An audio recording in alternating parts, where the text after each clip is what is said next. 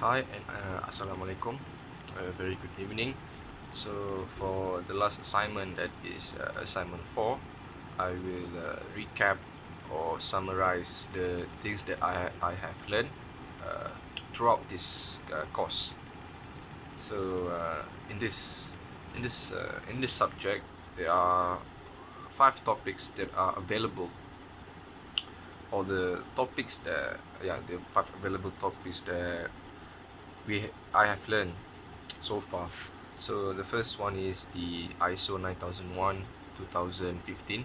The second one is the ISO 14001 2015. The third one is the MS ISO 17025 2005. The fourth one is OSHA, and lastly is the hierarchy. So first and foremost, let's start with the ISO 9001 2015. So in the ISO 9001 2015, it focuses on the quality management system. So we look at what are the importance of management system. Uh, First and foremost, it is of course to determine the needs of each stakeholder, to provide the resources needed to meet all the requirements, and to review the performance. So those are some of the importance of the management system. And next, also in this particular topic, we also see the person, or the pioneer of this quality management system. That is Dr. Edward Deming. So in his philosophy, he stated that by adopting appropriate principles of management, organization can increase quality and simultaneously reduce costs. So the key is to practice continual improvement and think of manufacturing as as a system, not as bits and pieces. So those are the words, or the quotation by the Dr. Edward Deming. So we're going to look at the what exactly is QMS, quality management system. The definition of this quality management is a set of policies, processes, and procedures required for planning and execution in the core business area of an organization. So ISO 9001 is just simply an example of this quality management system. So the concept of this QMS is there are several. So one of them is to determine processes, interaction, inputs and outputs, to produce records or evidence that system requirements have been met, to measure, monitor, and report the performance of the QMS, and of course to continually improve the QMS. Let's look at what is ISO 9001 2015. So this ISO is just simply a standard that outlines the requirements of an organization must maintain in their quality system in order to obtain this certificate. In this ISO 9001, there are 7 principles which also act as the requirement for an organization to have. So the requirements also follows the PDCA cycle, which under this PDCA cycle, it includes those 7 principles. Those 7 principles includes the customer focus, leadership, engagement of people, process approach, improvement, evidence-based decision making, and lastly, relationship management. So that's some of the things I've learned so far in the ISO 9001 2015. So next we're going to look at the ISO 14001 2015. So in this ISO 14001 2015, it focuses on the environmental management system. So the purpose of this EMS, environment management system, is to protect the environment, also for the compliances of obligation, enhancing the environmental performance, also to uh, to make sure the continuation of the life cycle. So what is, if you look at the definition of ISO 14001, it is an internationally agreed standard that sets out the requirement for an environmental management system. So it somehow helps the organization to improve their environmental performance through more efficient use of resources and reduction of waste. So if you look at the importance of this standard, it is to help the organization to comply with regulations, inspire trust in their business, reduce waste and defects, to manage business risk, and lastly to increase competitiveness. So this standard can be obtained by any organization available. So it doesn't matter whether you are private or or from the government body, or even from NGO. So anybody or any organization can obtain this ISO 14001. So the benefit of obtaining this standard is it can somehow demonstrate the compliances with the current and future statutory and regulatory requirements. It also can increase the leadership involvement and engagement of employees, and lastly it can improve the company reputation and the confidence of stakeholders through strategic communication. The EMS, or the ISO 40001, also has the focus on the chemical laboratory. So in the context of chemical laboratory, so first and foremost we must know the type of chemical waste. We should label the chemical waste according to their hazard, and then we could also apply the also follow the 3R, that is the reuse, recycle and reduce. So it's also important to know the elements of identification, classification, segregation and storage of chemical laboratory waste. It's also important to know the safety in handling of chemical waste and emergency procedures. So those are more or less the points that I've learned in the ISO 40001 2015. For the third topic, that is the ISO 17025 2015. So in this topic, we have several chapters, several subtopic. So one of the topics is we look at the importance of accreditation for laboratory. So the importance of having accreditation for the laboratory is to increase the confidence in data that is used to establish baseline for key analysis and decision. Can reduce uncertainties associated with decisions that affect the protection of human health and the environment. So it can increase the public confidence, because accreditation is a recognizable mark of approval. And lastly, it can eliminate redundant reviews and improving the efficiency of the assessment process. There are several requirements to obtain the accreditation. Those are the standards: MS, ISO 17025 2005.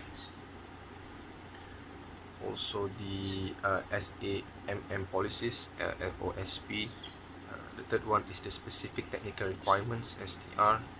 The fourth one is specific criteria. And the last one is the measurement uncertainty.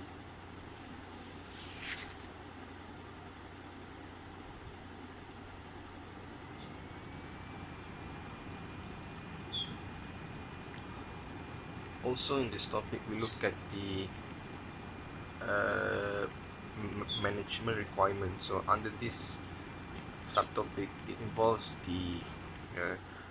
there are 15 elements or 15 requirements for the management requirement. So those are the first one is the organization. It includes the organization, management system, document control, control of records, and audits, and many more. So for the next one is the technical requirement. So there are 10 elements. So there's 10 those examples. The examples of that 10 elements are the equipment, sampling, the general factors, and also the reporting of the result. For the last part of this ISO is the measuring of the uncertainty. So in this subtopic, it has the what we call the bottom up method, where it has several steps to calculate the uncertainty. So the first one is this specification. Second one is the second step is identify the uncertainty source. Third step is quantify the uncertainty component. The fourth step is to convert to standard deviation. The fifth step is to combine the uncertainties. Then after that, we look at the value, whether the components have significant value that needs to be re-evaluate. So if yes, then we need to re-evaluate the significant components. If no, then we can expand the uncertainty. And lastly, we will do a report. So that is so far what I've learned in the ISO 17025-2015. So for the fourth topic is on the OSHAs, which is the Occupational Health and Safety Assessment Series. So this OSHA serves as the guidelines. So for the code is the 18,000. Again, it serves as the guideline for the implementation of the OSHA's 18,001. So this has been developed by the OSHA themselves. So this standard has been developed to be what we call compatible with the ISO 9001, which is the quality, and also compatible with the ISO 14001, which focuses on the environment. So this this ISO also was published so that it can facilitate the integration of quality, environmental, and occupational health and safety management system by organization. So in this OSHAs, they use the OHS management system model, which starts with it includes the occupational health and safety policy, planning, then the implementation and operation, also checking and corrective action, management review, and lastly the continual improvement. So this yeah, the model is has been used for the or has been act as the OSHA standard, and this standard somehow are based on the PDCA cycle, right? So if you look at the first one that is planned, it is to establish the objective and processes necessary to deliver results in accordance with the organization's occupational health and safety policy. So the second one is to do, which is to implement those process. The third one is check, that is monitor and measure processes against occupational health and safety policy, objective, legal, and other requirements, as well as report the results. Lastly is act, that is to take actions to continually improve the occupational health and safety performance. So in this OSAS, there are also several requirements. So those requirements somehow includes the scope, the terms and definition, the occupational health and safety management system requirement. So under this occupational health and safety requirement, there are other elements. There are even like a mini what you call mini requirements. So those requirements includes the general requirement, occupational health and safety policy, planning, legal and other requirement, the implementation and operation, and many more. So those are some of the things I've learned in the OSAS. So next we go to the hierarchy, which is the last topic.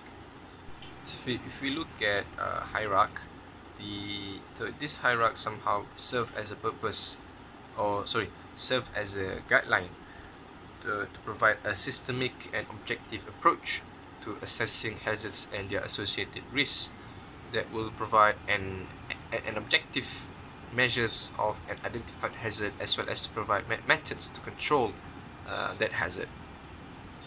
So in this hierarchy, it's very important to know the definition of the hazards, also to take measures of controlling that hazard. It's important to have risk assessment and risk management. So other than that is the general purpose of hierarchy itself is to identify all the factors that may cause harm to employees and other users. Also to consider what are the chances of that harm can actually be happening to anyone in the circumstances of a particular case. Also to enable employees to plan, introduce, and monitor preventive measures to ensure that the risks are adequately controlled at all times. When planning for hierarchy activities, it is important to consider a few factors. For example, where hazards appear, where can the hazards appear to pose significant threat. So also to see the uncertainties whether existing controls are adequate or not. So there are 4 steps of hierarchy. The first one is classify work activities. Second one is identify hazards. Third one is conduct risk assessment. And the last one is to decide whether the risk is tolerable and apply control measures if necessary. So also it's also important to note that we must know the likelihood of the occurrence of the risk. We can label those the likelihood according to the 5 categories. The first one is most likely, the second one is possible, the third one is conceivable, the fourth one is remote, and the last one is inconceivable. So according to these 5 levels of likelihood, we can know, or we can take preventive measures if necessary. Other than that, we can use several hazard identification tools such as HAZOP, FMEA, or failure mode and effect analysis, and third one or the JSA, job safety analysis, and fault tree analysis, FDA. So these tools can help us identify the hazards, and of course eventually can prevent from any risk or hazard from occurring. So one of the other important steps is to analyze the risk and to evaluate those risks. So the last step for this that involves in the hierarchy is the risk control approach. Whether it's important to select what are the risk control that is appropriate in order to prevent such risks. So the first and foremost is to eliminate that hazard. If cannot, then we can substitute the hazard. Also, we can use engineering control or administration control. And lastly, if any of those steps cannot be done, we can wear the PPE as the last resort. So that more or less what I've learned in the hierarchy. So just to recap, there are 5 topics altogether, and somehow all the things that I've learned can benefit me when I'm in the working industry. So I think there are a few things that I would like to comment for this particular subject, and that is I